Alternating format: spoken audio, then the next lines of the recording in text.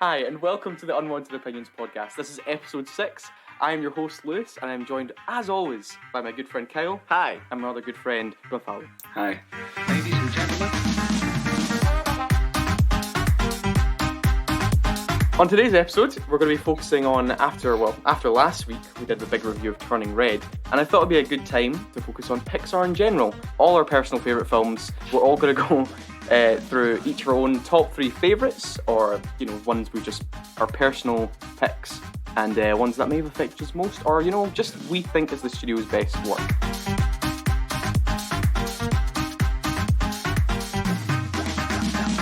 So that's going to Affected us most. Yeah, emotionally. Yeah, our life turned into a Pixar film after watching this Pixar film. Well, yes. So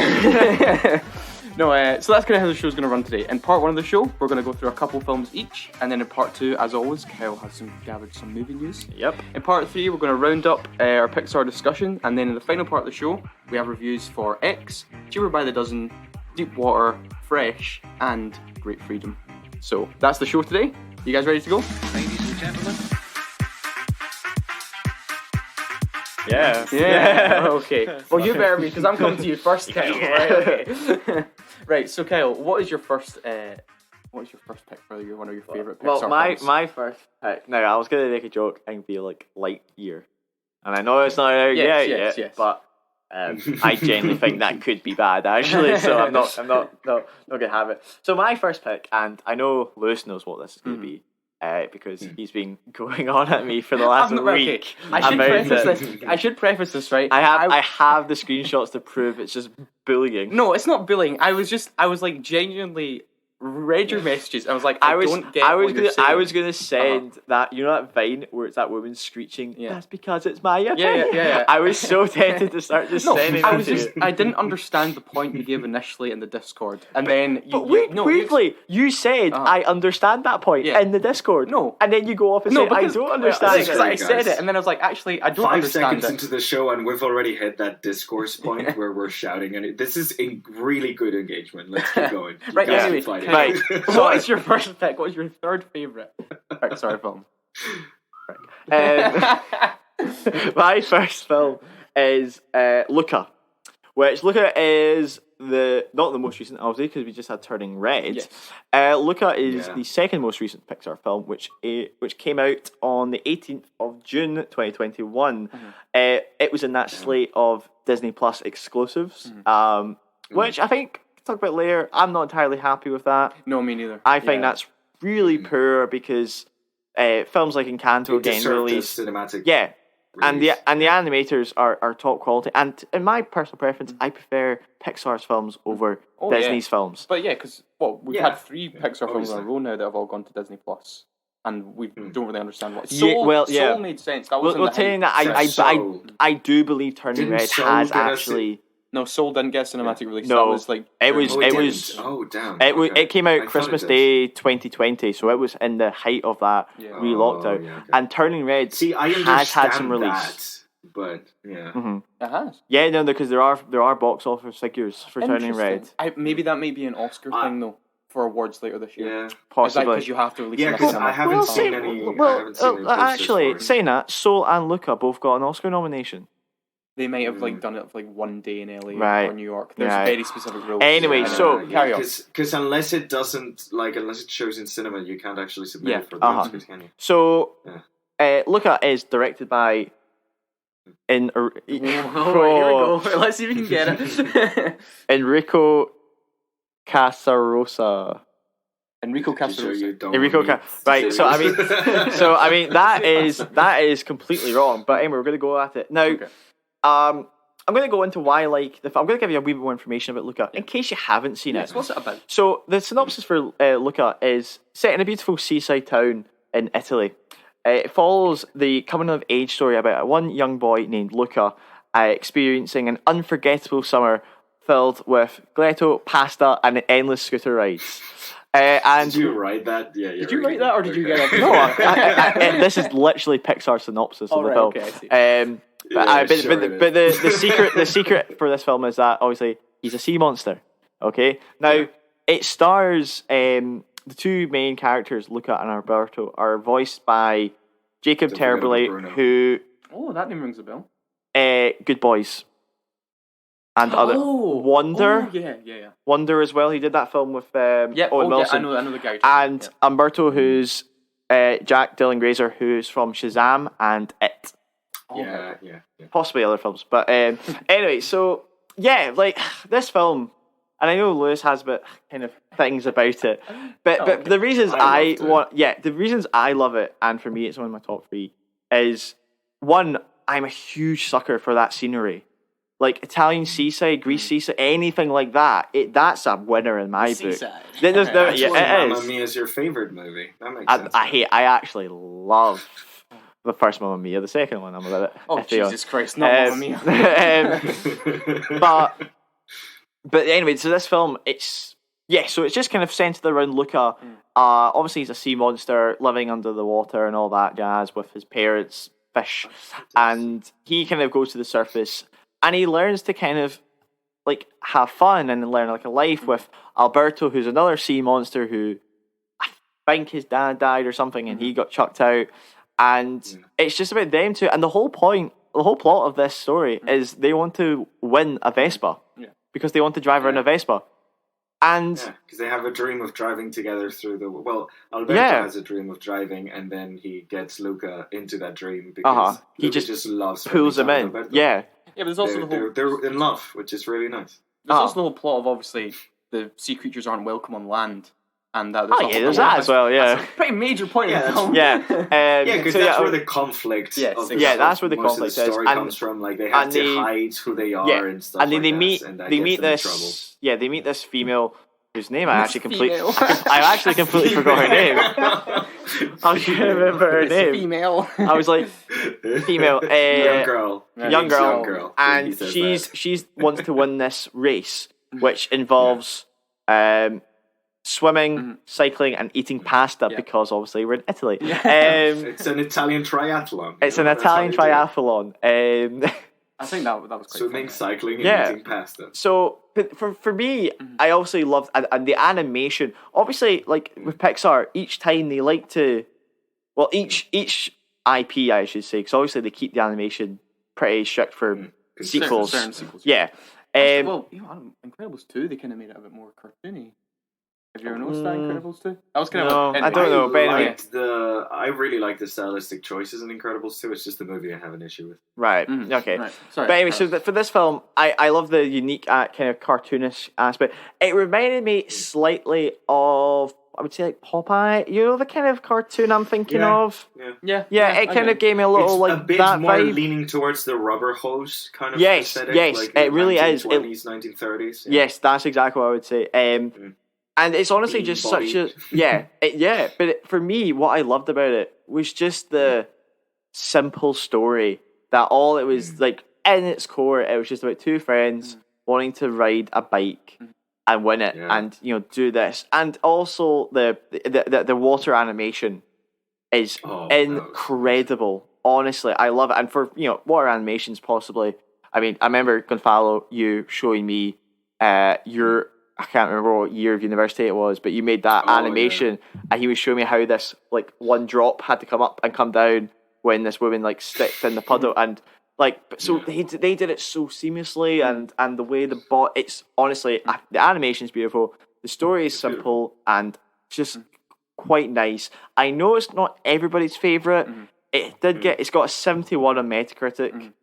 That's decent. Pretty decent. Yeah. But for Pixar, I think that's actually we're talking Pixar I think that's below average I still for Pixar. Think, even though it is, like you say, it's like a lesser stakes story. Yeah. It still has a lot. It still has a lot of kind of adult themes in a traditional It has a Pixar lot ending. of adult themes, but I don't think it pushes them to the front. No, I mean as others have. I just think the allegory is quite clear in it. But I'm not saying it's a negative thing, but I'm just saying. I'm just saying. I understand at the same time, it feels a lot more about the thing is to me, and I think something similar happens with Turning Red, which we won't talk about today because we talked about last week.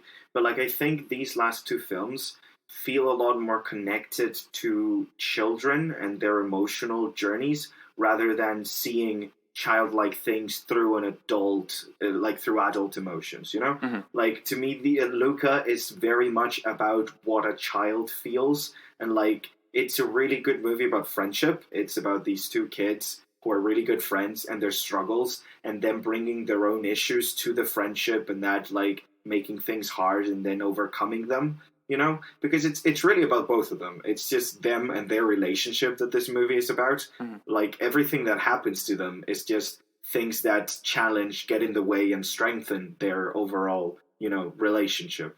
But, like, it's just about both of them and how they feel for each other, and it's about two kids playing, you know?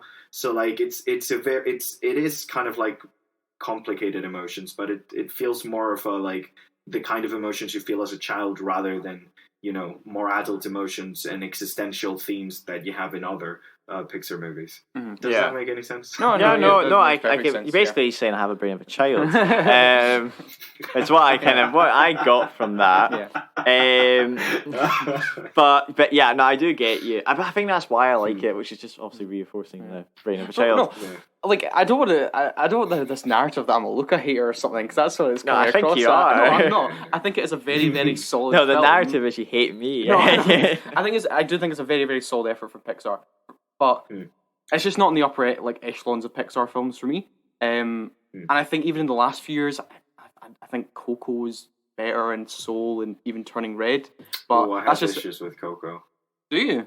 A lot of issues with Okay, Coco. okay. Maybe we'll get to that. We can discuss that in the second half. We can discuss it if we have time. Yeah. But yeah, I still really like Luca. I just think for me, when I'm looking at the entire filmography Pixar has, I don't think that's one that's ever really going to crack like the high up for me. It's like an enjoyable adventure, but I disagree with you, Lewis. Well, all I'm saying is on this one. All I'm going to say is Jungle Cruise. Because I think as soon as they'll bring out more bad films, and then you'll push that one up and up and up. No. Like, I was looking at, if I was looking at top 10 Pixars, it doesn't crack my top 10 personally. Really? Yeah, it doesn't. I'm not like I could list them off for you, but I'm not going to sit here and list off 10 films. So I think it does crack my top 10, and for one specific reason. It's for me. There's been a couple of years now where Pixar has been down in the dumps creatively, and pretty bankrupt creatively, honestly, doing a bunch of really bad sequels and pretty okay movies. Well, they've stopped the sequel thing. Have they? No, thankfully. Yeah, they said after, what was it, Incredibles 2, like, that was then done. Well, Toy Story 4, sorry. Yeah, that was I know. done But, like, for me, it wasn't Coco and it wasn't Soul. That's fine. Yeah. For me, it wasn't Coco and it wasn't Soul, but it was Luca, the movie that I watched that said, oh my god, Pixar still has like a journey to go through. Actually, for me, it was Luca that was like, oh, they're gonna come back. They still have shit to. I think talk so. about, For me, I want to say. I want to add. Well, the last wee point about Luca was also on the point of director. It's now in that stage where Pixar's bringing in fresh talent. Okay. Yes, now, if I was to look at my spreadsheet, I could tell you when it started. I think it was maybe Coco, definitely Soul. Actually, I'm not even entirely sure. Coco. I think Coco could have been somebody, one of the kind of... No, the thing with Coco and Soul is they had a lot of diversity within the teams, but the people leading... It's kind of like a Moana situation, where like the people leading the thing are the same old folks. But yeah, I agree. Like, for me, it feels like a new perspective. Like, Luca feels like it was adapted from an old Italian story book, you know? Yeah, and I love that. I really love that. It feels fresh. It feels new. And when like you were talking about how like the Pixar changes their style a lot between movies, I think they're kind of consistent-ish. And it's not until Luca that I saw them actually try something new, and they got a lot of backlash from it. A lot of people just absolutely hated the way it looked, but for me, it just looked like they were trying new stuff and they were giving it a go, and I really commend them for it. I'm fully with Kyle. Yeah. He's my new favorite. No, I'm just saying. I think just in terms of story and humor and character, I just don't think it's up there for a bunch of Pixar films. Anyway, Kyle, what's your first pick? Okay, so my first pick is gonna be I'm gonna go with my favorite Pixar movie, not the one I think is best. As my first pick is Up. That's my favorite Pixar movie of all time, and I absolutely adore it. it's got a lot in common with the things I like with my second favorite Pixar movie of all time, which I will mention later. So spoiler. But yeah, Up basically. You all know the first 5 minutes of Up. Nobody can't cry during the first 5 minutes of Up. I did a project back in university where we analyzed the character design in Up, and during the presentation, one of my teammates decided to play those first 5 minutes. And when the video stopped, I was full on crying on stage. So yeah, like we're talking some of the best just storytelling without any single words being said, just a bunch of images and emotions taking you over through the music and the animation. And it's incredible. They're incredibly stylized characters in a very stylized world, and they manage to feel more human than a lot of live action movies that I've seen. For me, it's not only one of the best movies Pixar has ever made, but one of the top 10 movies of all time. I feel that's bold. Big claim. Yeah, I mean, it is a bold claim, but I feel like animation does something that other mediums like live action cannot do, and this movie shows it. It's a really heartwarming adventure. It can be really silly, it can be really dumb, it can be really fun, but it can be incredibly heartwarming, and it's a story about moving on. And I'm gonna start crying just by thinking about it. That's how good Up is. So yeah, it's a brilliant film. If you haven't seen Up, I don't want to tell you anything about it. There's a house with balloons in it, really great. Yeah. No, I remember. That's it. Up came out at a time, kind of like, I guess the golden age of Pixar. That's kind of that era. Is when that's when they were doing what they do in a row. They did Ratatouille, WALL-E, Up, and then Toy Story 3 all in a row. I love how you started Toy Story 3 because you knew what was next. I knew what was coming next. That's when you kind of get into the weird years of Pixar. Anyway,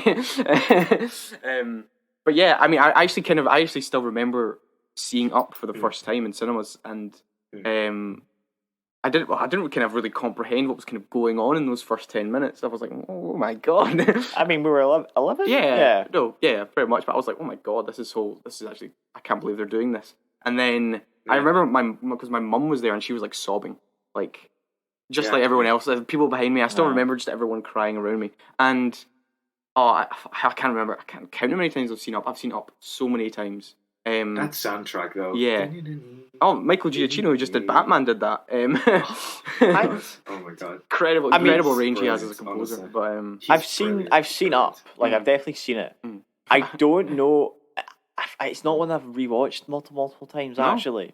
Not because I don't like it, but I think I know how the emotional weight of those first 10 minutes are. I'm like, I don't want to put myself through that. Yeah, but for me, that's what kind of Up is. It's generally like that is the pinnacle of Pixar in a way, because it literally handles the humor, the character, the emotions. It's a real shame because the actor died very recently because he voiced his role. Is it Carl? Yeah, or is that Carl. Yeah, I can't remember if that's the kid or not. So he came back to voice Carl for Doug's Dog Days, which I've noticed. I've not seen that. Pixar are doing a lot of TV shows now. Little shorts. Little shorts, but I was mentioning to Goodfellas last week, but we'll come on that later actually. Not even going to talk about it. So yeah, I think the Pixar shorts things is more a way of them testing the quality of their employees internally and just like small projects than it is actually for any kind of financial gain, honestly. I don't know how long that Monsters Inc. sequel TV show was. I don't think that was very good. That's also a lie. They've done a sequel again. Yeah, but that's not really. That's not on film. And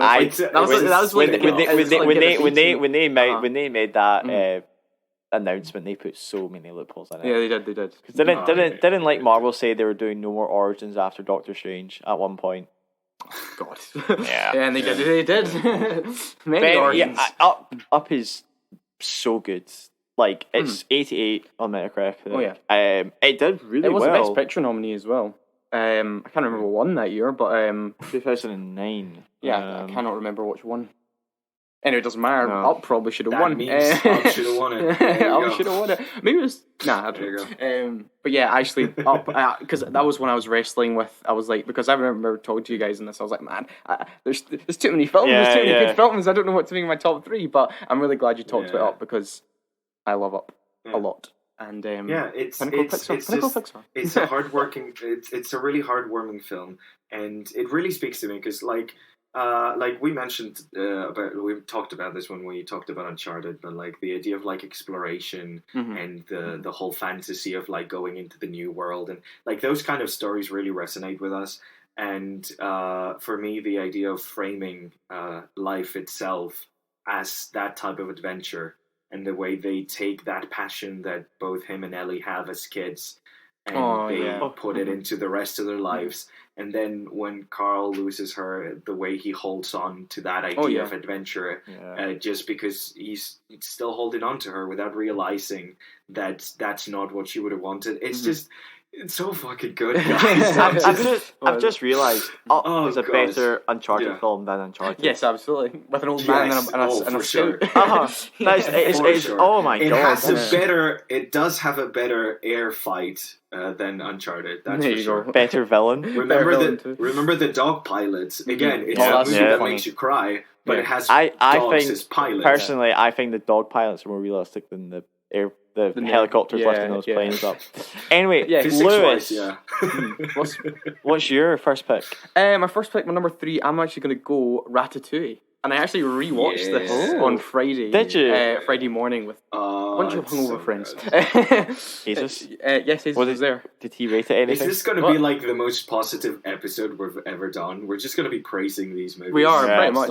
Unless you want to go down the deep end and go to the other side. But I'd rather not. Wait until my second choice. Oh, no. So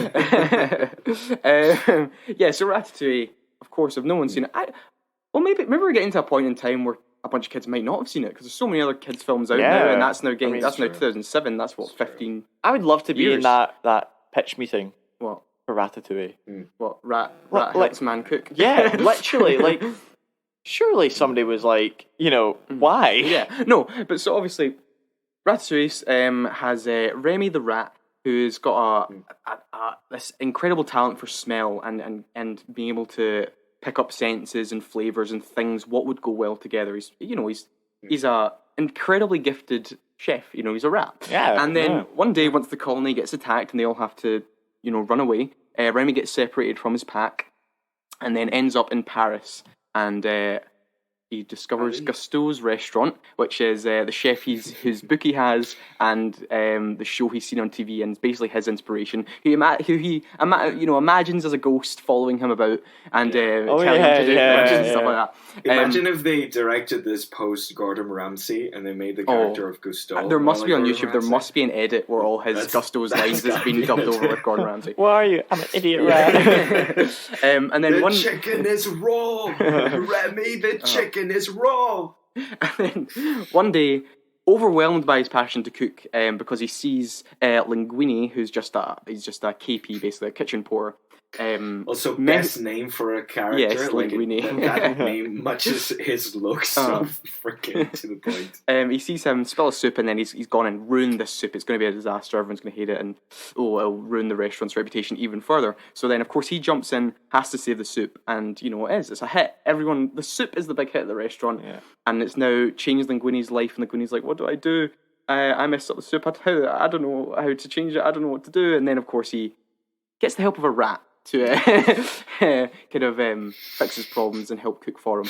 And that's the thing with Ratatouille. It's so brilliant. It's so fun. It's a film that's all about literally classic follow your dreams, and it's but not in a really cliched sense where it's like, just follow your dreams, where they just say it. It's literally Remy is a man whose passion is literally controlling him to do things and he can't go out of his way and but put himself in loves. extreme danger to make make his dreams come true. And He's just a kind-hearted dope. Yeah, he's a really funny dope. There's all the physical humor in it. So the way they animate Linguini is so funny. It's just the way he it's very flops puppet. about. It's so puppety, like you know, like a bit of spaghetti or something. Yeah. Oh my goodness! Look at all these. Anyway, the villain is I can't remember the little chef's name. The villain, he's very very funny. Yes, and I love the critic character. Yes, Ego, played by the great good. Peter O'Toole, who's obviously sadly not with us. And the climax of this film, where obviously it all comes down to, I guess, spoilers, it's revealed that Linguini's a fraud because he's been using a rat to help him cook. And everyone walks out, and of course, Remy has to get the help of his pack. Sorry, voice break. The help of his pack to make the definitive meal for Ego. Once we get past that point and we get the review that Ego gives, oh my god! If you guys don't remember the review, this is like a 2 or 3 minute monologue. It's actually really beautiful, and the way Ego puts everything on the line, literally because he loved a dish so much, it's just that's so fucking great, man. I only remember it because I see people using it in memes all the time, like reviewing like certain things. They'll like play it over. Yeah. Because he's literally I just love the way that it starts, and he's like, oh man, it's really. People think it's really easy to be a critic. We like stand above everyone and just judge them, and it's like he actually uses criticism as a way to put his whole career on the line, because he's basically revealing that I love the dish of a rat. It's so funny. And like the ending is also so good because they don't save the restaurant, because like that idea of the realization that it's not about the high-end restaurant, it's not about the 5 stars. Yeah. It's about him being able to keep doing what he loves and showing, like, making people happy with his art and his passion. And, like, he just opens a really small restaurant that Vigo basically funds just so he can go there and enjoy his meals.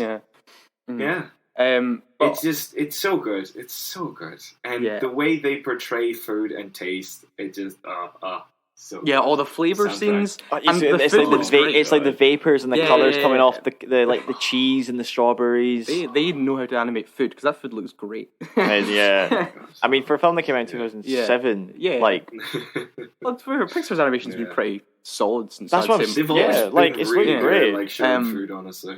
But sort of just to kind of wrap up the whole the Ratatouille thing. What I was going to say about you were saying about the ending and how.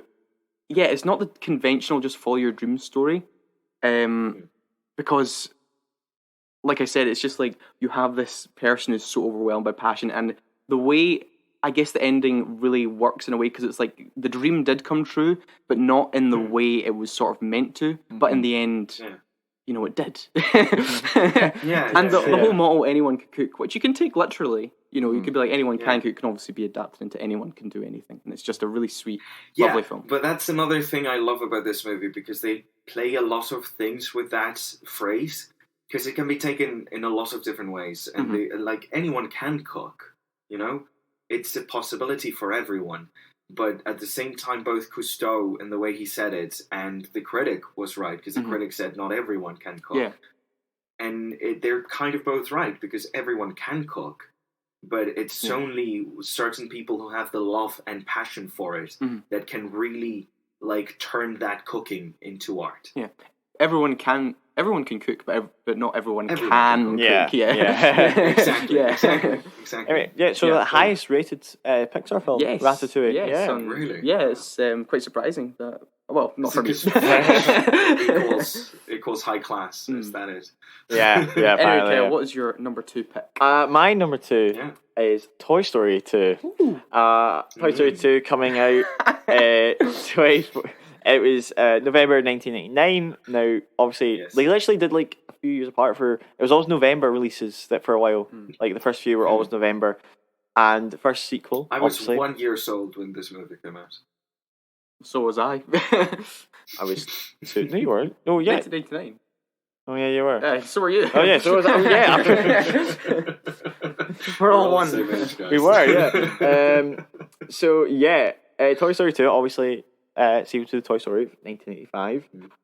Tom Hanks as Woody, Tim Allen as Buzz Lightyear. Classic. Others as well. So this film follows Woody being accidentally given away, sold, can't really remember, to a collector who collected the Woody brand, basically. And it's about, Buzz, the others trying to rescue him. Very simple. I'm trying to honestly think, Mr. Potato Head, Slinky, the T-Rex, Bo Peep. Porky. Was Bo Peep in this one? It's free. She's not in. Was not in this one. She wasn't in this one either. Was she not in the second one anyway? I don't think so. Was she only in the first and then the fourth? She might have been as a background character, but she wasn't really part of the plot in the second one. Right. Yeah, I genuinely don't remember her. I don't think she was. That's interesting. Like they even introduced the character of the squeaky toy penguin. Yeah. He had more Wheezy. Right, Wheezy. Yeah. Right, so very kind of like simple plot and everything, but a good message overall, like the idea of whether because it's like the conflict of whether your own value and your own worth comes from like being this display item that's amazing and unique, or whether it's about playing with the kids, aka like being with the people that you love. Yeah. Right? Yeah, that's what I these got from it. It's like fame versus loving people. It's kind of thing, right? It's so good, and obviously, it's one of the ones that I don't know if it surpasses the first one in terms of enjoyment, but it's very much on the line. Like how you get some sequels that are very rarely better than the first one, and you get sequels that are terrible compared to the first one. This one, it's on par. Terminator 2. Yeah, like Terminator 2, Empire Strikes Back, those ones. And I think this one does kind of. I go back and forth, and I think it's because like Toy Story is the first one, and obviously. First everything, the first feature length dolls that traumatized me as a kid. So yeah, but that's get over that. Why Toy Story 2 above 3? I just I can tell you, I remember very kind of faintly as a child watching this in like the back of a car over and over and over again, and then there's also that cleaning scene. Oh yeah, where Woody gets cleaned. Really creepy. and for some reason that just stuck in my head. And the this is a fun bit. The old man that sews him back up and restores him is the same character from the Chess short. Yes. They use the same model and the same man, and he's the guy. Which, by the way, amazing short. The old man playing chess against himself. We've done something horrific. What? We should have done We should have done 2 films and a short. That would have been better. So anyway, but Toy Story, that's the kind of reason. I remember it so vividly, just watching it all the time, loving the character. I mean, I love Toy Story. I still do. And it was just one of those films that I think it really started like pushed Pixar as the greats. Yeah. Like, so obviously before that, it was just Buzz Light. Sorry, it was just Toy Story and Bug's Life. Yeah. And then I think Toy Story 2 at the start, that's when you start getting the greats, like the old greats. Okay. And then you have good kind of. Then you get the consistently good, and then you drive off a wee bit in 2011. But from 1999 to 2011, I would think that was when Pixar was at its peak. The golden age of Pixar, and Toy Story 2 really started this. Fair. I think they're starting their renaissance. Let's hope that we remember Luca as the beginning of the renaissance. Toy Story 2 had a really interesting production because I'm pretty sure. Is this the one that they lost everything? Yes, well, there's that, and also I'm pretty sure Toy Story 2 for the longest time was going to be a straight to video release. I think you're right there. Yeah, I remember that it was literally going to be a straight to video release, and they weren't going to bother with cinema. Yeah. And then, like you said, they did almost delete the entire project. I believe they did. They deleted the entire project. Somebody just happened to have taken to have a rough cut home. Right. Yeah. What a hero. They accidentally deleted the entire project, but one of the employees was going on vacation, and they took the backup so they could work on it. Yeah. So it means they had backed it up in a separate computer, but like all of the computers in the entire Pixar Imagine thing if that just- was you. Imagine if you Oh accidentally my like. God. I can actually imagine Yeah, it being delete Lewis. it, To be yeah. honest, that feels like the something you first would Toy do. Story, though, the first Toy Story had a similar, like, really weird production because they pretty much, like, they got really close to the end of the film, and then they realized that the characters were wrong, and they had to binge to, like, finish it, but while changing a lot of stuff right before the release date. Like, they slept under their work desks for, like, 2 months just so they could get this film done, because in the original draft, Woody was kind of a villain and a complete fucking asshole. Like, he was super creepy and super evil. Creepy. And then they realized he was just incredibly unlikable. Yeah. And they were like, we have to redo this. So they rewrote it, they re-recorded it, and reanimated a lot of the movie. Originally, So, actually, yeah. Woody was John Marston. Yeah. From Red Dead. Yeah. Have you actually seen, like, the bits? Because there's still, like, recordings of the original Woody. No, He had, like, one of those- I will He go had in. one I'll of go those, and like, look it up. you know, like the old wooden puppet mouths that Oh, moved yeah. up and down? Oh god, Yeah, those are creepy. Anyway, Yeah. So that's so yeah, Toy Story 2. Toy Story 2. That's my Okay, second. well, Gonthal, what is your number 2? Okay, so my number 2 is the one I think is the best, flat out the best Pixar movie ever made. I'm so worried. It's what my you're gonna say. personal number 2, but, you know, WALL-E. Oh, Yeah. right, good choice. Thank God. What do you think he was going to say? After Speed Racer, I was convinced this to be a car themed one. He did love the racy films last week. Yeah, didn't that's he? what I was concerned. I genuinely was concerned that like He's all about I speed thought, and I stuff. thought the last C week. word would get mentioned. Yeah. You know. Okay. I like being controversial, not that controversial, okay? Right, Wally, Gonthal, Yeah, give us WALL-E. a why do you love Wall-E? So, again, same as with Up, it manages to tell a story with hardly any words, which, as a visual medium, is kind of what you're supposed to do with film. It basically strips film down naked and says, hey, what if we just show instead of tell? Mm-hmm. And yeah, it's incredible. It's an emotional, really emotional movie that makes you care about a bucket of bolts. And her iPhone girlfriend. It's really, really good. It's overall a love story. It has a lot of existential and still really, sadly, really relevant themes that are kind of like hit really hard, obviously, because it's like climate change and the destruction of our own planet is basically the background to the love story. Yeah. Also, it uses a lot of songs from Hello Dolly, which, even though it was technically the big musical that killed musicals for 30 years or something like that, is a movie that I watched a lot when I was a kid, and I really like Hello Dolly. So in a way, it was nostalgic before I even knew what nostalgia was, and it just, oh my god, it's like some of the scenes in that movie are like up there, like even higher to me than Citizen Kane. Like it's like some of the best, most pure filmmaking that like there has ever been. Mm-hmm. Like if I were to say a perfect movie exists, the closest thing to me would be WALL-E. Wow, that's a big endorsement. But to be fair, WALL-E was one I was also like, oh man, I could easily put this in my top 3 as well, because WALL-E, a character doesn't say any words is so adorable. It's very much like it was almost like trying to introduce a silent film into modern age. Yes, you know. Now, obviously, people do talk and stuff, but for a lot of it is just two characters making a lot of sounds. You know, his wee cockroach friend, obviously, and it's also a good PS2 game if I remember rightly.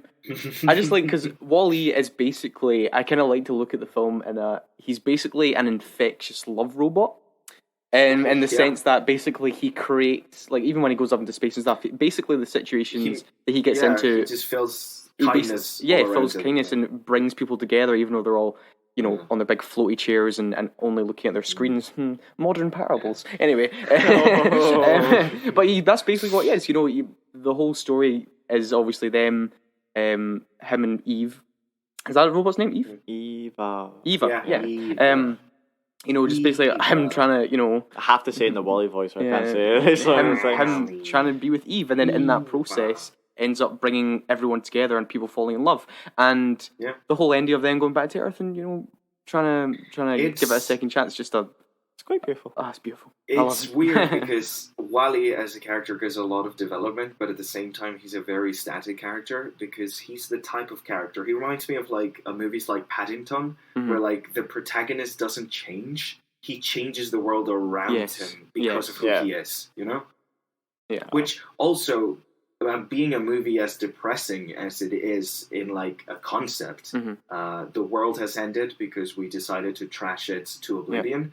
And instead of fixing it, we just fucked off to space.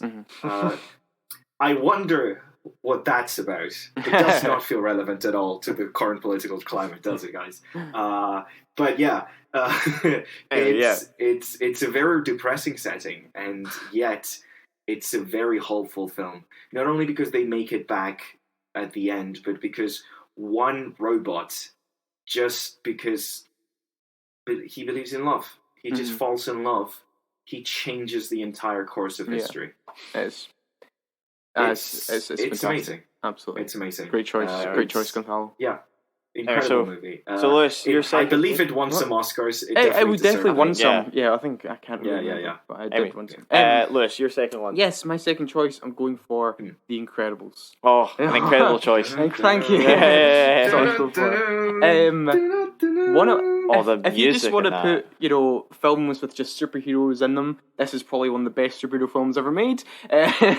Easily. A lot of people make the joke, it's the best Fantastic Four film I ever made. was actually going to say that joke. It kind of is. It kind of is. Yeah. So it's also the best Bond film that's ever been made as well. The theme is so Bond. It's so good. I love the theme. Michael Giacchino again.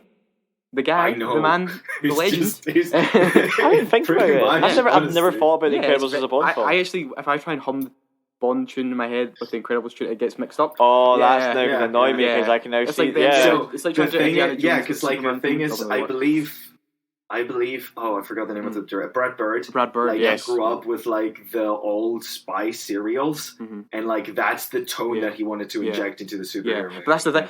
Like you say about like the aesthetic of The Incredibles is so cool. It's the 60s, 70s. Everything's so sleek and nice. Yeah. It was only until the second one was coming out that I realised that the first one was set in the 60s and 70s. Yeah. I genuinely didn't. It never clicked in my head. And stuff like that, It just didn't click in my head. So because like it's straight out of the Jetsons, like those like super atomic age kind of like big shapes. And, it's so beautiful. You know what it is? It's a classy film. It's a classy looking inside. The name Bond, James Bond. But yeah, basically. If you want to kind of get into it, The Incredibles is basically about a man going through a midlife crisis. He is, obviously his days of superheroing are behind him because of, actually, regulations. A really adult opening when it goes into the whole, like, suing and stuff like that. Suing because he saved someone's life and all that stuff. Suicide. Yes, exactly. Really dark. Suicide in the first 5 minutes of the film. That kind of thing today. Obviously, because pre-Cars, they were distributed by Walt Disney. Yes. But they weren't owned by Walt. Pixar wasn't owned by Walt Disney. Until the first film to be a Disney owned Pixar was Cars. Yeah, because I don't know if they. Which says a lot, to be fairly honest. They go for that opening these days. That's why Pixar basically Pixar couldn't do crap about Planes being a movie that exists because at that point Disney just owned the franchise. Yeah. Anyway, so basically, Do you remember Planes, guys? Do you remember Planes? Oh God, no! Please get away from me. Talk about Planes. So it's about a guy who's.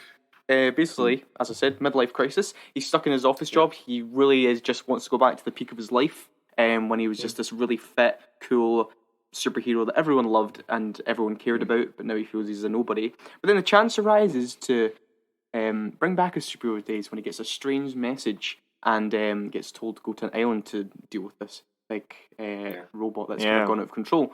But The Incredibles is just, I think it's probably the Pixar movie I've maybe seen the most as a child. I have to agree on that. Yeah, I've seen it so many times because it's just... Mine was Nemo for sure. But really? I was probably joined with that. But I just remember having a VHS copy of The Incredibles and rewinding it just to that scene where Dash is running on the water because I found that the coolest thing ever. Oh, yeah. There are so many scenes that you good. could just pick out and be like, oh my god, that'd be the best scene in any movie. And they have hundreds of them. The whole bit... Also, there's so many like theories because it's a deceptively complicated plot because there's so much going on and it's about conspiracy and like mystery. Like again, it feels more like a spy movie than a superhero movie. They're infiltrating, they're trying to figure out what the bad guy's plan is, you know? And like there's this whole thing about like the robot being defeated by lava and like fighting him, the first version of the robot in the lava room, because it was supposed to fight Frozone and not him, because when like the lady's spying on them, she talks about, oh, he's with the fat guy again. So like it's this, there's so much cold detail work in it. It's such a good film. And that's not even talking about the heart of the movie. Like, come on, Louis, tell us about the family heart of this movie. It's all about family. but not in a really cliched sense. But because it is about kind of having to, there's that whole, he's kind of putting himself forward first over this, like his family and his family life and looking after them, because he's like, oh, I'm just want to chase after that glory that I had in the past. And it's gone, man. You got to accept it. Gotta let go. You know, Pixar's really known for doing a lot of films where it's like you have to let go and you have to accept that. And this is kind of one of them, because you know he puts his own family in a lot of danger because of his own actions. There's that whole plane crash scene, which is actually really, really intense if you rewatch it again. Well, with the kids and fire the missiles and stuff like that. I'm like, oh my god, the guy's syndrome is truly evil. He wants to kill a bunch of kids. There's kids in this plane, and he's like, I do not give a shit. But the way that scene just builds up and racks up tension, then score like swell again. It's just like, oh my god. I mean, the score and the music is just incredible. Brad Bird, such a good character. Well, you've already done that joke. You can't not do it. But Brad Bird is, a master of animation. I mean, a master of directing animation. The Iron Giant's one of my own personal favourites, which he did in 1999. You can see that he's really into that Atomic Age aesthetic, because like the two biggest movies he's directed are like about the whole like Atomic Age kind of like 60s kind of era. It's got a real nostalgia for that one. But and every character is so well nuanced. Well, most of them are really so well nuanced, and Jack's hilarious. It's genuinely a film. Oh, the Jack the Jack short's great, but it's such a film that's packed with genuinely so much heart, humor, action. Like it's genuinely all the. I guess almost every aspect of filmmaking comes together to make, which is like the perfect blockbuster in my opinion. It ends incredibly because it ends on a great cliffhanger. Oh yeah. Which shouldn't have been picked up. Yes, it shouldn't have been picked up. No, it really shouldn't have. No, but really as it is, it's weird because these characters have so much potential that, like, I remember when they announced Incredibles 2, a lot of people that thought they was going to be like a 30-year time skip. Oh yeah, we were going to see the kids as adults and stuff, because they're so well written and such well-rounded characters that you can see that, like, you can imagine it. Like, you don't even have to be a good writer to think about like what possibilities you could get with them. It's really good. It's really absolutely good. And that soundtrack. I mean, we can do that's all we've been saying. This whole thing, the soundtrack. But Incredibles 2. I mean, Incredibles 2, not Incredibles 2. Incredibles 1 is my number 2. Incredible. Absolutely. So, now that we've done we've done a couple each, Kyle, let's go into the news. Okay. Yes. Ladies and gentlemen. Welcome to the news with Kyle. We can put a wee jingle, I don't mind. Okay. I don't want to get bullied. Right, Kyle, what is the news? Okay, so we've got a couple of news segments today. We've got, first bit of news is Scream 6 has a release date. Okay, and Okay, well, I was so hyped. Scream 5 was brilliant. Right, so I'm really sorry, guys, because you just. No, we can karaoke. Right, great. So our first bit of news is that Scream 6 release date has been officially revealed. Now, this was brought to us by Revealed. This was brought to us by Variety. March 31st, 2023. So just over a year. Yeah. And the only bit of information we've got given is that Courtney Cox is set to reprise her role as news reporter Gail Weathers. Part of me's like, well, the way Scream 5 ended, I really thought we were done with the legacy characters. Yes. And I'm like, oh, she's coming back? And to be honest, I thought we were just done with Scream. Scream 5? Have you seen it? Yeah, we've seen it. I've seen all of them. Oh, I've only watched Scream 1, and then I was like, this is okay. I actually really like that first Scream, and even have a really soft spot for that second one. I think Scream 1... that's what I was saying. I love Scream 1 and 2. I think, especially for its time when it came out, was a really smart slasher. Yeah. Scream 2, I get a lot of kick out. I know a lot of people kind of hate on that one. Scream 2 kind of goes back, like, almost like doubles the... It doubles down on the sequel stuff, yeah. But anyway, so yes. 3, 4, and 5. Yeah. Anyway, next year... We'll cover it. The Batman crosses 300 million domestically and now reaches 598 million worldwide. Gonna keep chugging along. So very interesting. It is made only 12.1 in China, but at this point, 43% of their cinemas are still closed. Yeah. Would it have done huge in China? Batman's never been massive in China though. Yeah. It never really has been. I think The Dark Knight only grossed about like 70 million over there. Right. Okay. So and that's taken into account. They went to like China for a moment in that film. Yes, they did. They went to Hong Kong in that film, which isn't China technically. But anyway. Yeah. Sorry. So anyway, I thought it was next bit of news is we're getting a Play-Doh movie. Woo!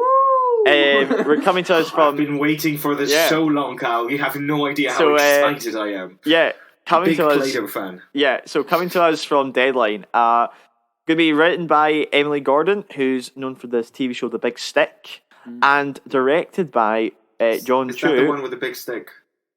I don't think so. And directed by John Chu, who recently did In the Heights, which I loved In the Heights. I loved In the Heights. He also did G.I. Joe Retaliation.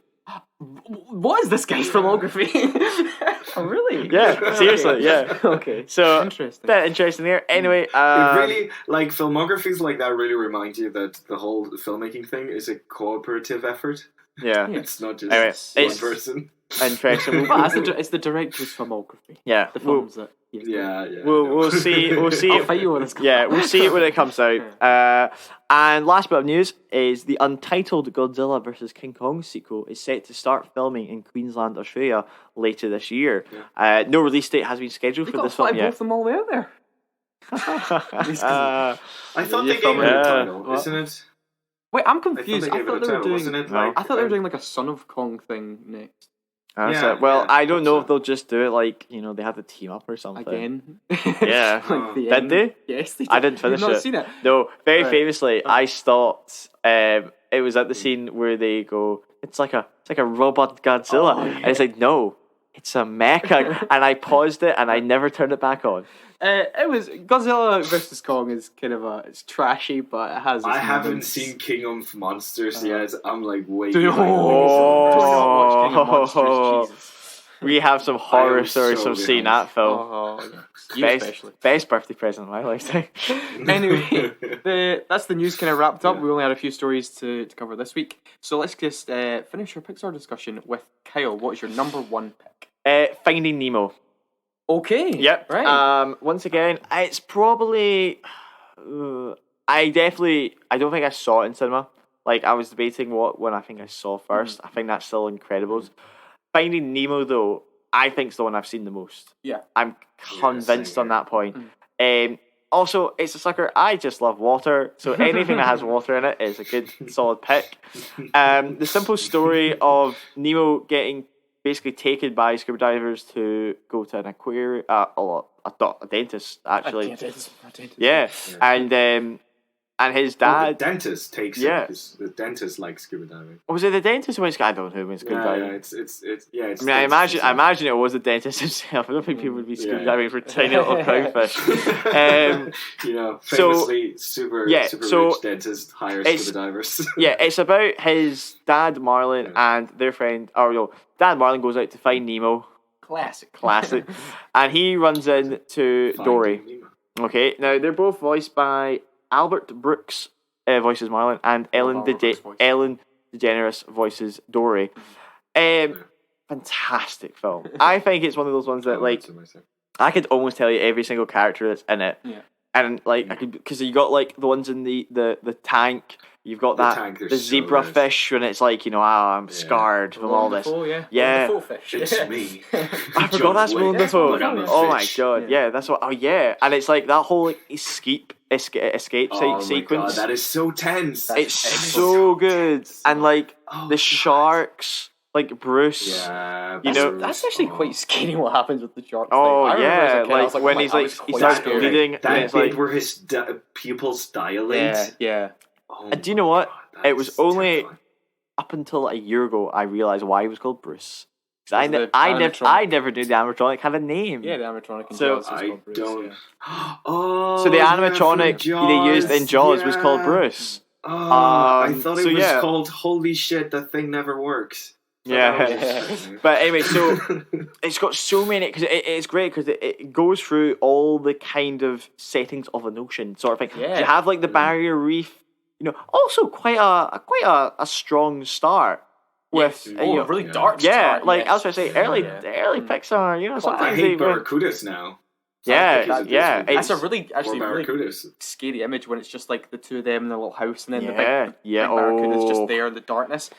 Finding Nemo's a scary film. It Man. is. It is. Really scary. It's a Especially if you're like me, where you have like a Yeah. gut wrenching fear Mm. of like the drop, like Oh, that yes. bit where like you look Oh, down, yeah. you look up, and around Yeah, you. and what's the it's same? blue. Then it goes down to the deeps Yeah. where you get those fish that really Oh. use light, and then obviously Oh, it's yeah, the bays anglerfish. where the seagulls, and they I mean, give them a spin off. Mine.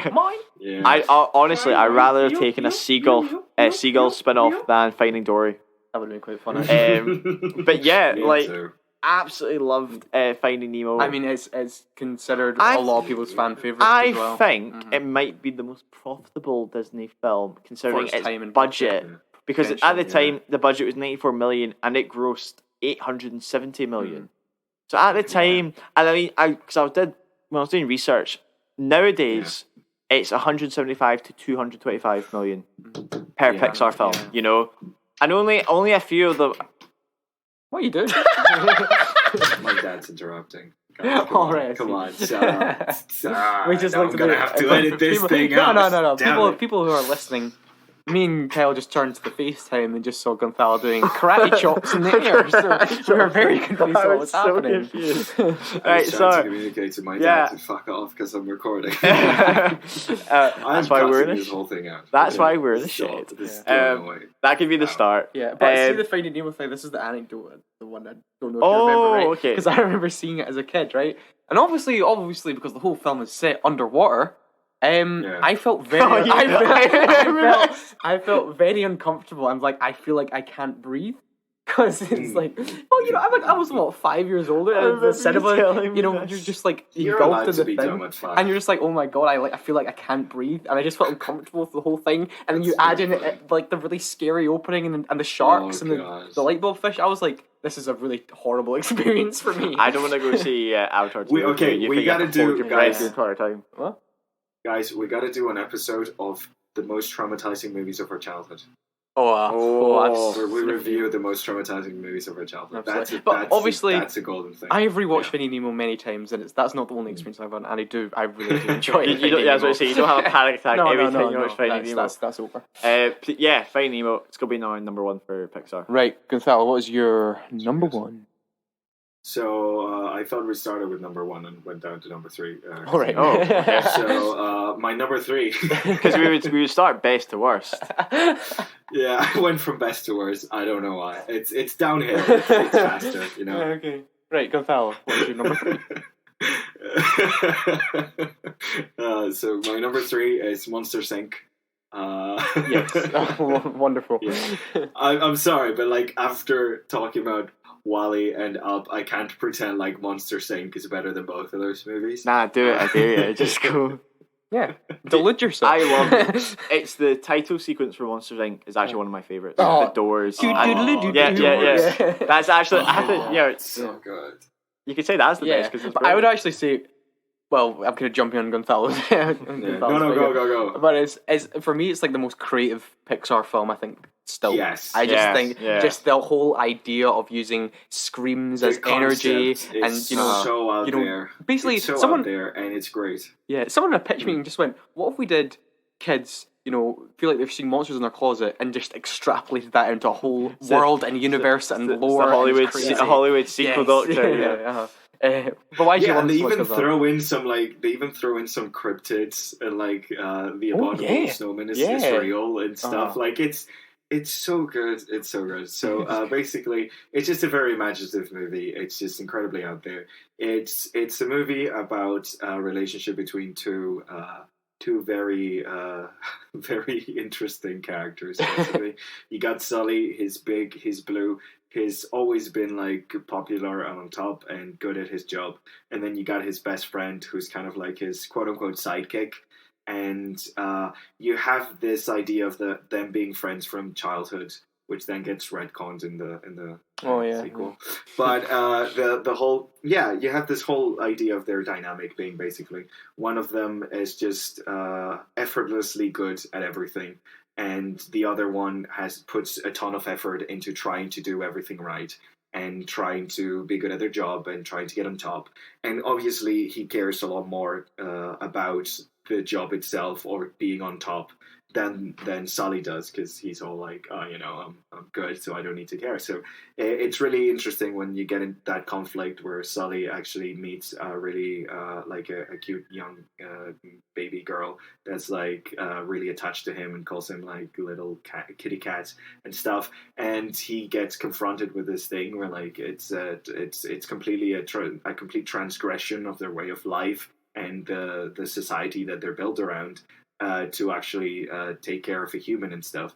And you see him basically throw his entire life away for this new thing that he's found. And the dynamic contrast between the main, like our main character Sully and his best friend, who's desperately trying to grasp on to like the good old days that are now gone because now they're basically outlaws and stuff. Mm-hmm. It's really interesting, and the way they managed to take a system, like a systemic way of existing that monsters have, and just upend it by the end of the film and realize that change is a good thing. It can happen. This is actually one of the few issues I have with Coco and how they present a really broken system and never do shit about it. But yeah, like it's a really interesting thing. And again, I feel like the dynamics are great. The freaking creativity in this movie, because monsters could be a lot of things. They could have gone really simplistic. They could have just made them big furry giants, all of them. But they just go all freaking out there with the designs and the characters, and like it's just really creative. I love the idea of the doors as portals.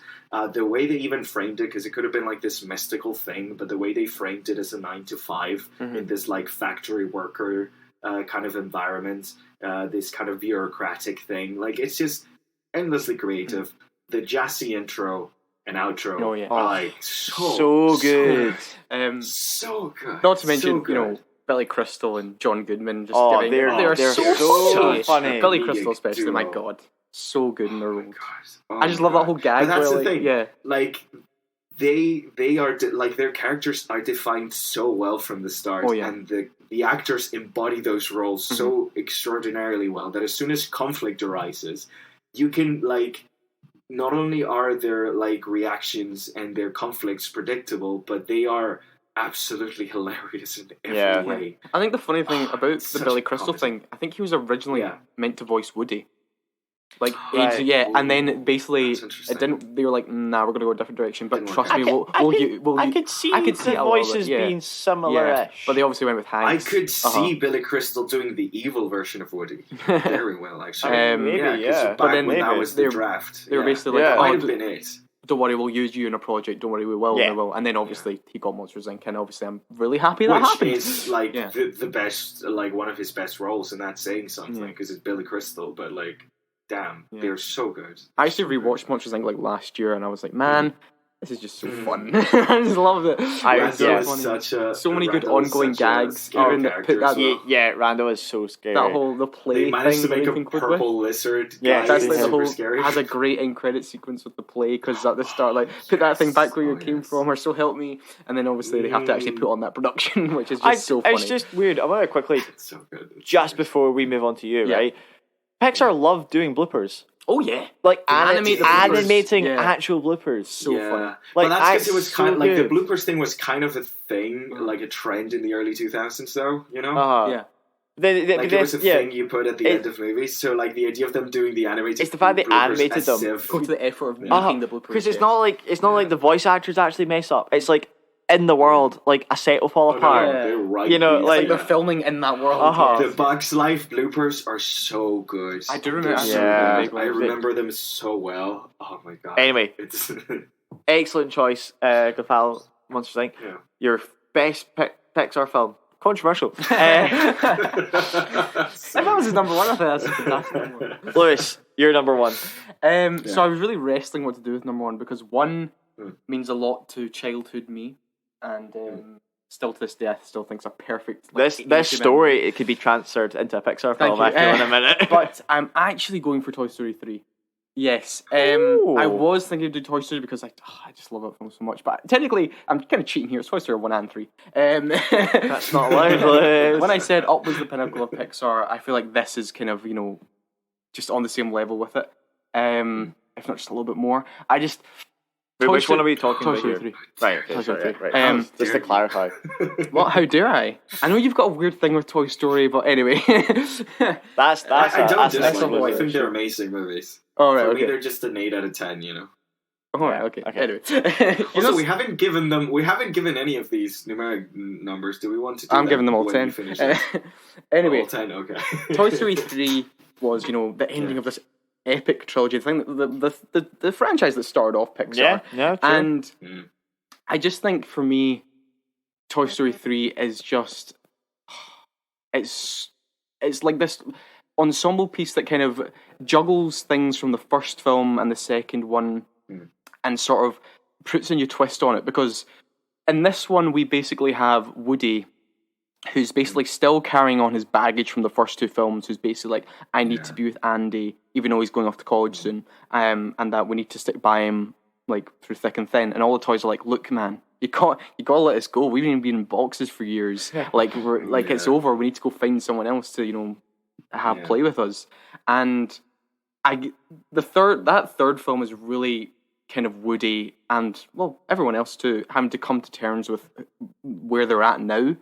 And paralleling that with the story of Andy going to college is it's so clever. And I just love the fact that it's basically them having to discover a new purpose, a new place to be.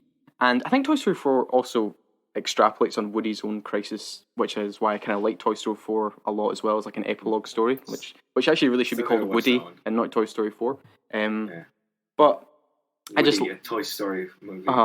I just think all the Toy Story films are really good at this in creating this whole sense of adventure, and I think the third one really tops it. Going from Andy's house to this playhouse to the mad, dump place with the furnace and things. That was intense. Oh my god, absolutely. Kids were Dante's crying and all Inferno sorts right and there. freaking out when that happened. Generally, everyone thought, oh my god, they're actually going to kill the toys. I mean, you should have been there when we watched Finding Dory. There's hundreds of kids holding their breath. That's so mean. But anyway, as I was saying, Toy Story 3 has also the biggest ensemble of all the films, I think. And I think everyone has a I fantastic think role it to does play. manage. That's the thing that it does do really well. Like it manages to basically juggle so many different characters. Absolutely. And never just leaves one of them out, except for of course Bo Peep, but she wasn't in the last one, so it's fine. Yeah, it's fine. The whole gag with Spanish Buzzy is hilarious. Buzz is hilarious. Lotso is a fantastically tragic villain. Like that Lotso hugging bear thing is really sad and grim. The baby doll is a really creepy villain as well. It's just everyone has like a great role to play. Everyone's dialogue is sharp and funny, and it's unbelievably. I still tear up at the ending to this day, and I remember that cinema crying, being with my family, they're all crying, the goddamn cinema's crying. Basically just Andy getting that one last play with his toys, it's just like, oh my god. Honestly though, it's a great movie of loss, about loss, because it goes from like the denial all the way to acceptance. And like I said with Incredibles, like this to me is just like a fantastic adventure blockbuster film from every aspect of filmmaking. It's just and for me it was literally, I think that's kind of what you define, that was the end of the golden era of Pixar, from that 1999 like you were saying to 2010. It's when they were just on that perfect run of Ratatouille, Wall-E, Up, and then climaxing in Toy Story 3. I know a lot of people will What were you saying? Huh? I hope they didn't climax in Toy Story 3. Well, yeah. Although a lot of people will have the whole Toy Story 4, like why they make it and stuff like that. I could go into a whole video of why I think that's. I have to see Still it. haven't seen it. I still think cannot Toy give Story an 4 opinion to me first. is like reeks of like sadness, but in a good way. And basically Woody having to also deal like he has this fantastic where it's like there's nothing There left was a for lot me of to rain do. in the trailer, so I can see that. Like it's that's a really sad film actually when I think about it. But anyway, that's my number one pick. Is Toy Story 3 to me. It I think that's a defines. great pick. I think it should have won Best Picture the year it came out. Yeah. Instead of the King's Yeah. goddamn speech. But Oh my god. it's like just it's everything. It's everything a great family Pixar film should be. It has all the humor and the beautiful moments and the profoundness. It's just I love Toy Story 3. Excellent. Yeah. I mean, it's a a great fantastic film. Yeah. Thank you. Fantastic film. Completely agree. Okay, well, I guess that kind of wraps up our Pixar part of the show. So now it's time for reviews. Review jingle, everybody. 3, 2, 1. Reviews. Yeah. Reviews. Well, Kyle, do you actually want to start? I know I said X first, but do you want to start Two by the Dozen? Because I know you're itching to go. No, you can start with X. Okay, I'll start with X. For that back in I'll your throw face, that- yeah. Okay. Didn't expect this revolution. Hey, Cheaper by a Dozen, the original one, also a movie about a man holding on to his forgotten glory Oh, yeah. at the expense of his family, and then realizing that family is more important. Yeah, that's Yeah, true. interesting. It's The Incredibles, but Yeah. dumber. So, X is Ty West's new horror films. New horror film. You might best know him from like doing the VHS like anthology thing. You ever seen VHS? So Okay, the VHS one. the Okay, VHS sorry. film. Anyway, so this is Ty West's new horror film, horror kind of comedy film actually, but I'll get into that later. So the premise of X is quite simple. It's basically a group of porn actors and directors and stuff find this cabin in Texas, a perfect location to shoot this new porno film they've got called The Farmer's Daughter. It's also set across Sounds the like a great backdrop of it's 1979, and they're basically the filmmakers are trying to make porn content that's actually like auteur cinema and artistic and make it look, a lot of effort went into this, and actually people could watch this for the plot and not just the sex scenes. But upon arriving on the farm in Texas, they basically rented this second house that the owners have on this farm, and the owner seems very off. He's this old man who first comes out with a gun, and he's very hostile towards these people, and he's like, what's going on here? And so things then go awry when, of course, he finds out what's going on, and he's not too happy as a conservative Christian, and his wife too. Oh no. So X is a really strange film, because at first it's really kind of creepy, and it really leans into a lot of horror and slasher tropes, which I quite like, because I say it's a comedy-esque thing, right? Because it starts off, like I said, really creepy and eerie. You're getting like little glimpses of the wife you don't really see properly in the house, and the like design of her looks really like ghostly and evil. So once kind of the horror aspect kind of builds up into the sort of crescendo when one of them dies, it kind of turns into a really tongue-in-cheek film, which I actually really liked. It becomes really, really like, it's on the verge of like being absurd, but it just rides that line really well. There are some really good jokes and really funny kills actually in this whole thing, which you wouldn't think going in at first, but I think it's paced really well in a way that kind of leans. It starts off really creepy and then it leans into it, and then where it actually gets funny and it's not jarring in a way. So Mia Goh has like a dual role in it. She's very good as the lead. I think she's kind of like this person whose backstory I don't want to spoil, but the whole sort of her whole point is kind of like there's a dichotomy going on between like sexual freedom and sort of like confinement, and that's kind of what the film's about, and like actually what these killings are can actually be extrapolated into something more like of sexual release. And yeah, there's whole sorts of homages to things like even there's shots reminiscent of The Shining. There's like even shots reminiscent of there's like a car in a swamp that's like Psycho. The setting is very Friday the 13th. There's a kill. I was going to say Psycho with the whole idea of like the wife not being seen for the start and stuff. That sounds very Psycho. So Ty West has clearly got like little references and things for all like slasher fans like that. That's all in there. But also Kid Cudi, if you know his music, is in this, and he's actually very, very funny as one of the adult performers. But yeah, it's this really X is a very strange tongue-in-cheek horror film that I think if you're wanting some good scares and some really kind of strangely funny and some scenes that I don't know if is this creepy, is this funny, it's kind of like what is this, what's going on sort of thing. I think X is a lot of fun. It's very solid. I'm gonna go a 7 out of 10 for this. 7 out of 10. Yeah. Nice. Oh, that's good. Right, So Kyle. like a bit in the like field of Evil Dead, where like it kind of like mixes really funny over the top stuff with like more horror. It's just the way it's sort of. It's not as I don't think it's over the top as Evil Dead, but there is definitely some really I can't really say, but there is some funny stuff. I do more with like the way it's framed, because now I'm interested. Is it more like the way it's framed, or is it more like what actually happens is funny?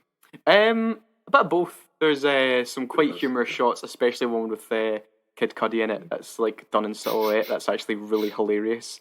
But yeah, I'd recommend X. It's 7 out of 10 for me. Okay, excellent. Right, Cheaper by the Dozen, Kyle. What is Cheaper by the Dozen about? The remake, I should say. Reimagining, please. This is not a remake.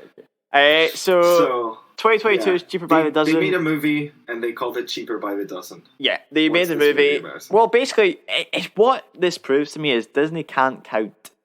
So obviously, Cheaper by the Dozen was a book, and then it was a film in the 1950s, and then there was a film. Obviously, the more popular ones. I think it was a book. Really? Okay. Yeah, it was definitely a film in 1950. And then there was 2 films, 2003, 2005. Which were the Disney films with Steve Martin, which I think everybody kind of remembers. And I say just keep that memory in your head. Please don't watch this film. So this version of Cheaper by the Dozen stars Zach Braff as Paul Baker and Gabriella Union as Zoe Baker. This film is about 2 separate families coming together. So Paul and Gabriella both have own children from previous marriages. And they kind of come together in this very blended family, basically. And the whole thing is that Paul has this it's a restaurant called Baker's Breakfast or something, can't actually remember. Basically, he runs like this breakfast restaurant, and he wants to sell this sauce, which can be hot, sweet, and savoury all at the same time. Sounds terrible. Yeah, and that's the whole point. It's him trying to sell this sauce. And they've got 9 kids. Okay, I just want to see. Isn't that just water, though? 9 kids? No, they're actually physical beings. But see, they've got these 9 kids, and they've all got different, all got different little personality twerks. One of them is basic white girl who loves social media. One of them is a punk rock disabled child who's in a wheelchair. One of them is their adopted Indian godson because his parents died. And then you've got... Is that a personality, or is that just a stereotype? That's Disney just doing tech. But this is my big thing with this film is that they're doing a checklist, because they only give so horrible. They give some of the characters some development room, but very, very not even enough. Okay, and I went on a big rant about this. The wide ones. No, actually, which I was saying, because I think the Indian child gets a bit of character development, but I was saying the disabled white daughter, Haley, who is played by a disabled actress. She's an amputee, and she's confined in a wheelchair with jeans. Like Disney are like, we want to do it, but we don't want to fully do it. Let's. Well, do you not think maybe that they didn't need to? They just gave an amputee a role, and they didn't need to. Maybe, but I just felt she was so background, right? Okay. that it just didn't feel like I was like wanting to actually know It's more like about Disney, these children. it's the classic Disney thing where they want to look progressive, but they don't actually that care. is this film. Yeah, it's like the old 90s cartoons where they just had a kid of every race, but their races really didn't play into anything at all. Exactly. And then you've got, so basically what I'm trying to say is that like Captain? you've got 9 kids, and then the cousin comes and joins in, which is 10, and then they include the parents as the other 2, which is 12. And I'm like, you're missing the point in the films, which were trying to deal with 12 crazy kids. Sure. And all these kids are quite young, in the sense that I think the oldest is only like maybe in her final year of high school, while in the 2003 version, you had ones that were already in college, already living by themselves. College graduates, yeah. There was like 3 children in the original ones which were already above there, and you had that chemistry about the older kids trying to lead lives, but the parents like, no, you help out. Yeah. Anyway, this film... And it was all a story about how, the American educational system doesn't teach people about condoms. Exactly, and I mean, Zach Braff does the best part in trying to be Steve Martin. Like, he's trying to be a character that can be comedic, but then also can be like, sit down, let's talk about this. Like, he's good at that. That's what I'm saying. Like, right. I think they were just looking for somebody to play a young Steve Martin in that sense, which I think is the only redeeming factor for me in this film. And as I said to Lewis, he do a good job at it? Because I don't imagine. I think he does a good job at it. To be fair, there's some lines where I'm thinking, right, the writing in this is a bit iffy, but he's doing his best. Oh yeah.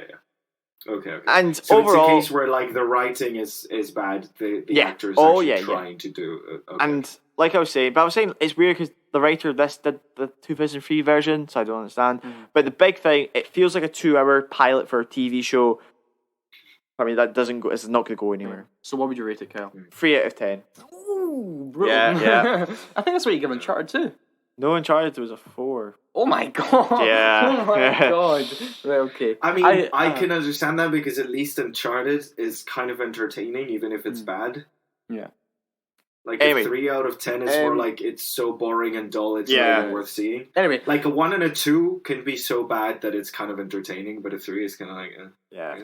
So yes, we'll move on to the next film, which is also streaming on Disney Plus now, and that's Fresh. Oh yeah, cheaper by the dozen on Disney Plus. Go watch it on Disney Plus. I forgot to say X. You can only see in cinemas. Anyway, Fresh is the new adult film featuring on Disney Plus right now, and it stars Daisy Edgar-Jones, and Sebastian Stan. Now Daisy Edgar-Jones, you'll know mainly from Normal People, the TV show that came out during the pandemic. Yeah, which I haven't seen. Yeah, and Sebastian Stan is massive star, massive these days. Things. So the film is about was it Noah is her name? Noah, yes. And basically she's kind of going on a rut in her dating life. The Tinder is not working. All she's getting is like, Jock, Chads. Yeah. I think his name is literally Chad. Yes. I think, just like crap messages from guys, crap dates, even getting like dick pics sent to her. It's just it's not going well until suddenly she meets Sebastian Stan. Steve, yes, in a grocery store. And he's called Steve. That's kind of funny. It's funny. Yeah, he's called Steve. And they hit it off quite well. And from then they go on another date and another date after that, and they seem to be having a pretty good start to the relationship. Yeah. Until one day, I would like to point it because they do have sex as well, which is important for the story. Important point. But until one day, she takes a visit to Steve's house, and things take a rather dark turn. Don't really want to tell you. Although if you read the actual synopsis, you can kind of get a hint of what they're talking about. Yeah. Of what his dark truth is. Mm-hmm. But yeah, the title sequence was good. The title sequence is very good, which doesn't show up for like 33 minutes. For the show that kind of basically just gives it away. Wait, you've seen an advert for it that gives it away? He says a poster. Yeah, I'm looking right now at a poster. It's called Fresh, that kind of gives it away. And the synopsis uses the word, what was it? Like special appetites. He's got a special. Oh, yeah. There's there is the marketing kind of gives it away. The marketing does. But if you haven't seen it, we're not going to give it all away here. So. Horror stuff, basically. I actually don't really know what Kyle's thoughts are on Fresh yet. I'm really interested to see what you're going to say about it. I went into Fresh actually having no idea. Okay. I literally didn't even read the synopsis for this. So I went in and I was kind of like, okay, where are you going with this? Mm-hmm. And then I didn't even think it was I didn't even know it was a horror film. Oh, really? To be perfectly honest. So that scene where she gets drugged, and, because I was watching it and I was like, because it was really clever, because whenever it was looking at her from Steve's perspective, it was a clear camera. Yeah. But then when it turned to look at Steve, it was getting slowly more blurry. Yeah. And that's cool. I try to not get spoilery about it because it's quite hard. Yeah. But I want to say, Sebastian Stan. Right. Oh, I thought he did a good job. Well, we're going to have a disagreement here. Really? Yes, because I think Sebastian Stan is the main problem with this film. No, okay, right. Because a lot of the horror and a lot of the creep factor is meant to come from Sebastian Stan. I don't know whether this is his fault or if it's the direction as well, but he is not creepy or scary at all. I don't think he was meant to be creepy or scary. Well, I'm trying not spoil it. Yeah. I thought it was the fact that he completely found it normal. Yes, it's a normal. He's normalizing it. Yeah. Which was why, because he didn't have to. I can't even compare who he wanted. That's so annoying. For me, he's like. I try to compare it to somebody, but I can't say because then it gives away the whole plot. Oh really? Oh okay. Well, for me, it kind of reminded me a lot of American Psycho, in a weird way. He's kind of playing like what's happening is like sort of. Is that because of the music and the dancing? Yes. Yeah. Because for me, I don't know, because makes me think of Reservoir Dogs. I get what you're saying, but I think a lot of it for me is that there is moments where he's meant to be intimidating and scary. I can understand because there's none of that creep factor for me with Sebastian Stan. The thing is, right, because at the start he is so normal. He's very charming. He's very charming. I can understand where when the twist happens, you think maybe there could have been like when his personality changes into the real Steve. Yeah. There could be issues, but I actually found the kind of just him finding it completely normal what he's doing, and the way he does little mannerisms, and the way when he chats to Noah in certain scenes. I was like, it freaks me out because it's so. What mainly freaked me out was the main story, because I find that subject matter really creepy. Yes, and it is, but that's also a problem for me because it is delving into subject matter of like female objectification and even rape and things like that too. Yeah. But there's a specific scene in this where something is happening to someone. Very vague here, if you know that I'm talking about. Keep going. Right. And it's played in a really, like, what you're meant to be seeing is really appalling and horrible, but it's just kind of played off as just like another kind of like throwaway scene for Sebastian Stan. I'm struggling to. I don't know exactly. The scene, but I think that's the scene that kind of irked me, and I was like, well, I don't know, I'm just not feeling any creepiness from him. Obviously, there is issues with the film, and it's not perfect. Yeah. Overall, I enjoyed it more than I thought I was going to enjoy it. I thought the female casts, like I think the what was it, Daisy Edgar Jones? She's great. She was really good. Now the thing is, do you know what annoyed me occasionally? Her accent slips through a bit. Does it? I didn't even know. There were certain words where her accent just slipped a tiny bit through, but I think it's because I know her so well from that. I was like, I was almost listening for it. Right. But she has a really good job. She actually has a certain like role she has to play within her character. She's our age. I didn't realize. Really? Yeah, she's only like.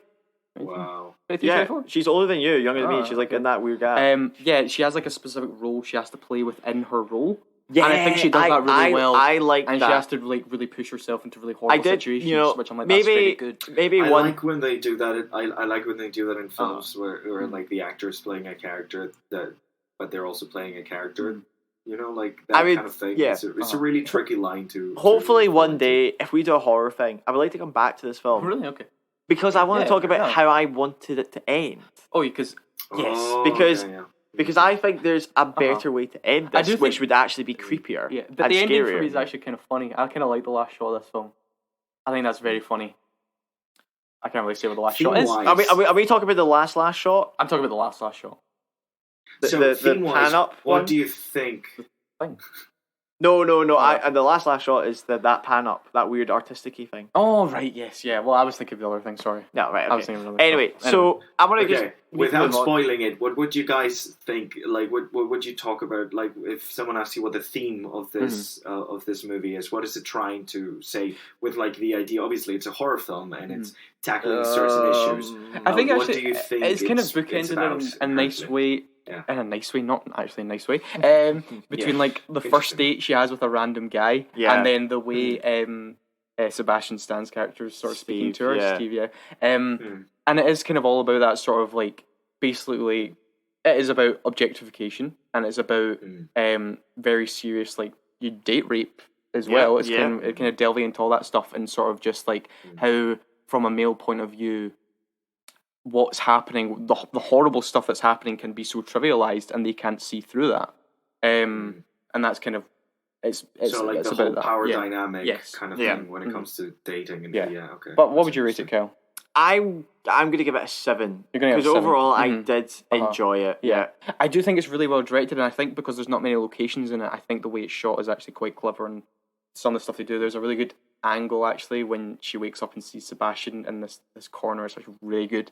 But yeah, for me, I just didn't really get any creepiness or fear factor of it from the horror aspect, and I think trying to spoil.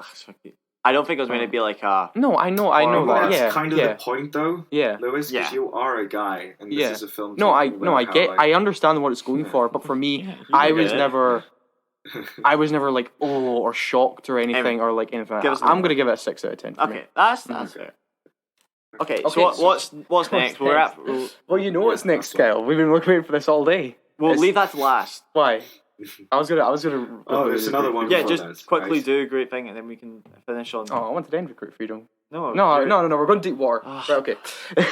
Right, okay. So Deep Water. I love how for the review section, I'm just basically listening to you guys review stuff because it's. I never watch anything on That's true. Right, so Deep Water stars. Well, actually, I'm going to say who directed it first, and that's Adrian Lin. Yeah. And Deep Water is this erotic thriller by him, who's actually most well known for probably the quintessential erotic thriller, and that's Fatal Attraction. Like the third erotic thriller today. It's all about erotic stuff this week. Anyway, Finding Nemo, and it stars Ben Affleck and Ana de Armas, and basically set up. I love Ana de Armas. She's a great talent. She's so good. She is. And basically, the premise is quite simple in the fact that the two of them are married, and at first you think their marriage seems okay. And then, no, because for the first scene's fine. Their marriage is just pretty normal. I always thought there was I always feel it was wrong. Well, yeah, because you go to the 10 minutes in, you realise it's wrong. I'm just saying the first scene. But okay. Anyway, but then it becomes clear that Ana de Armas' character, Melinda, is basically she's very confident in being flirtatious and having affairs in front of Vic's eyes, who's Ben Affleck, and he seems okay with it. At first, he doesn't seem to get annoyed. He doesn't seem to act in any malicious way or anything. He just watches from a distance. I don't seem to care that much. But then things slowly unravel, and you begin to see a darker side to Vic. And that's really all. So it's not part of the dynamic. I mean, you could. Trying to think. Just saying, some couples are into that. Yeah, I'm trying to. I'm just trying to think. The trailer hints more, and I wonder if we can give more. Right, because that's the thing for me, right? Because I remember it started off, and there's a whole scene between her and one of her like flings, basically. Yeah.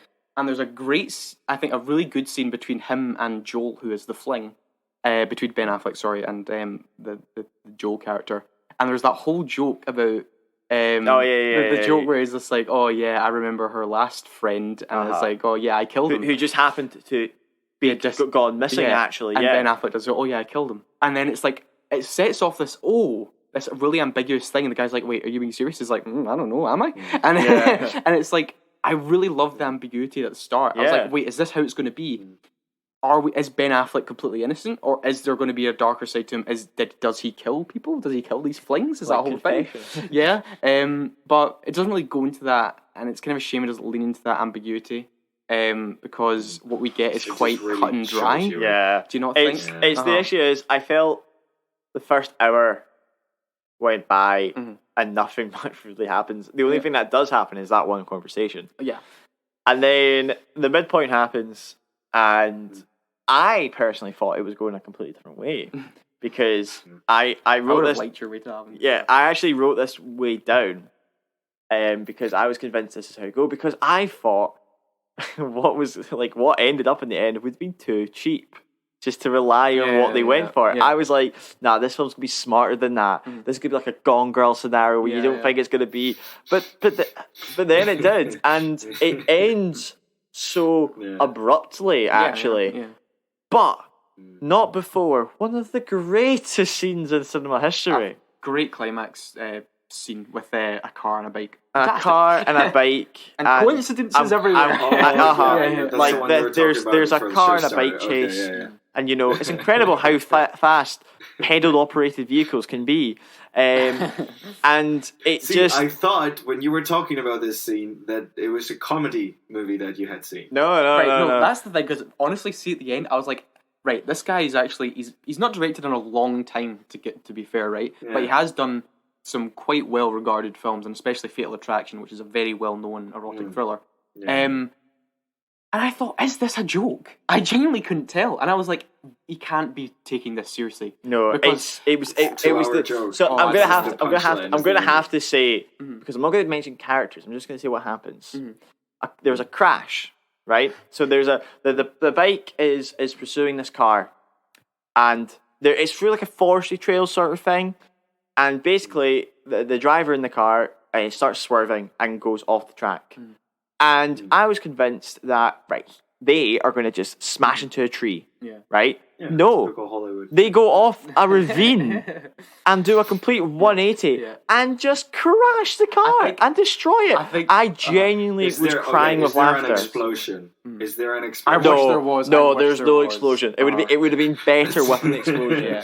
I will, I think just the main problem for me, I just don't think there's really much style to this film. I think it's just really repetitive what happens. It's like fling and then do you think it's the kind of fling, thing where like they had an idea and they just never pushed it's based off far? It's based off a book. It's based and that's what I'm saying. The book might have, it's from quite how you're defining it, it feels like it's this like first half where like it tries to be ambiguous and mysterious, and then in the second half it's trying to be ambiguous for like 25 minutes, and then it just throws that away. It really is a shame, right? It's not, because like a thing that happens a lot, and I feel this with a lot of thrillers, like in the part where like the mystery's unraveling, or like you haven't gotten to the actual movie yet, and they're just introducing some characters for them to twist them. They forget to make that interesting a lot of the time. So then you just have a really dull section where nothing happens, and then suddenly stuff starts happening. You know, but is that the case? It's just really quite repetitive, Gonthal. I'd say that's kind of the main problem for me. I will say Ben Affleck. But I should watch that specific clip then. I'll say. I thought it's amazing. First 20 minutes good. But Anna de Armas and Ben Affleck. I really like Ben Affleck's role in this. Actually, I think he does a really good job at just being this like. Really kind of strange, closed off. He needs to stop sleeping with his co-stars, though. Yes, he does. He does. But I was going to say a point just going to wrap up this water film. It is so mediocre. Yeah. Like, I'm going to give it a 5 out of 10. I think my version would be better. Your version would have been funnier. But that's what's weird is like no one does anything in this film. All they do is go to these parties. Like all their pals just host these. Yeah. How many parties are in this, Kyle? And not like club parties, just parties in adults' houses. I mean, there's a solid 5. It's just constantly like, we'll do this, then we'll party, then we'll do this, then we'll party. There's nothing. And they give them. It's great because they give like Ben Affleck's character a reason to be all around all the time because he's retired because he made like killer drones or something. There's like a little you could read into that. But anyway, what do you give it? I'm giving it. It's a criticism of rich people. It's not great. It's just not worth it. It's just not worth it. So 5 out of 10 from me, 4 out of 10 from you. Awesome. Last one. Right, I'll be really quick with this one because we're going well over time. So this is Great Freedom, which is a German film by Sebastian Mies, and basically what it's about, it's set in sort of 3 different decades. We go from the 40s to the 60s to the 50s. We jump across 3 different time periods of Hans Hoffman's life, who's played by Franz Rogowski. And basically, what it kind of goes into is this thing called the paragraph 175 in German law. I don't know if you've ever heard of it, but basically what it means is that if you're homosexual, you're going to jail. You're in prison for any sex acts you commit on another man.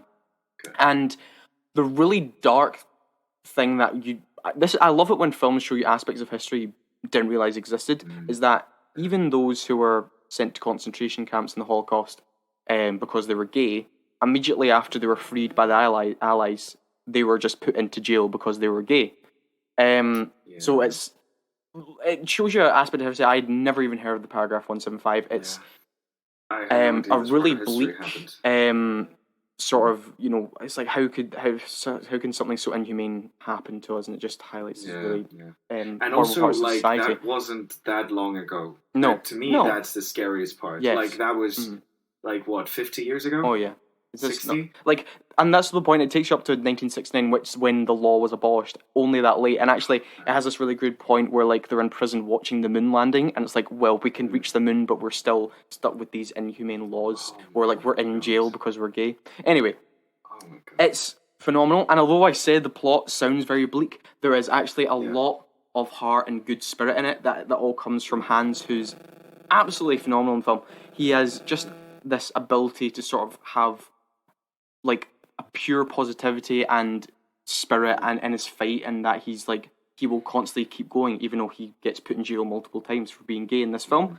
There's this other character, Victor, as well, who's this tattoo artist and his cellmate, who also highlights another vulnerability and a really grim aspect of prison life, which is, I think the relationship and dynamic they have is really touching as well in it. It's genuinely one of those films where you're like, oh, that sound like, when we're talking about Mass. We're talking about Mass. You think it's on your mind, like, oh, I don't want to watch that. Yeah. But it's actually a really touching and beautiful story. Great freedom. It's one of those films that sounds like a downpour of bad just throughout, but then you actually get to watch it and it's engaging and beautiful and connect with the characters and stuff. Yeah, I know what you mean. It's a bit the You've will. made me watch some of those films where I was like, I really didn't want to watch it. It's a lot and about the I was will like, of the damn, human this is spirit, and multiple characters go through their own adversities in the film of what they have to get through. Like I said, there's only like one location in the film, but it's really well shot and really well directed in what we get. I would say the ending is also really quite sweet and touching. I really, really thought the ending was really great. It doesn't open. Actually, it was only in cinemas for like a few days here, and then it comes to movie in May. So you guys can catch it then.